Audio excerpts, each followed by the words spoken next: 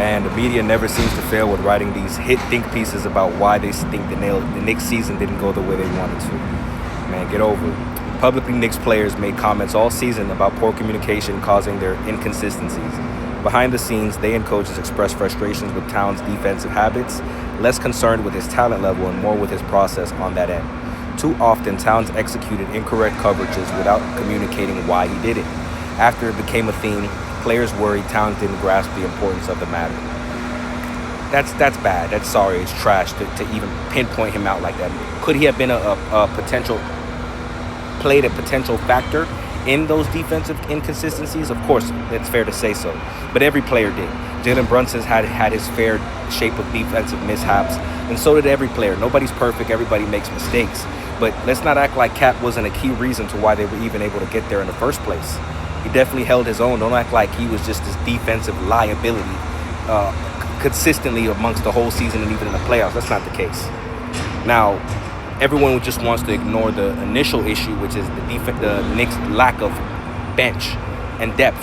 And it leads me to think, would they have been better off keeping Julius Randle and DiVincenzo, not even trading for Cat?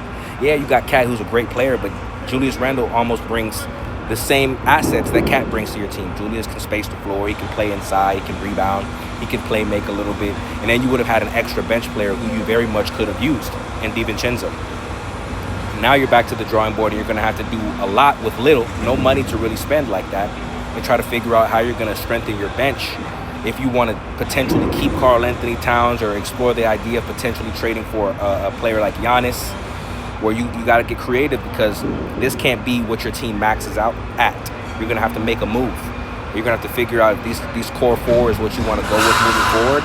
You obviously, to me, you can't trade Mikal because you gave up too much to get him, and you trading him basically admits defeat unless you trade him for a player like Giannis or Jokic. Any player under that, I don't know, because you gave up 5 first-round picks for him, so the deal very much better be worth it.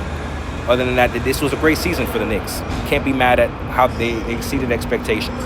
But we cannot do this and write these hit pieces on Cat and basically try to put the blame on him for why things didn't go the way that you wanted them to. That's not it. It was a team effort. You won as a team, you lost as a team.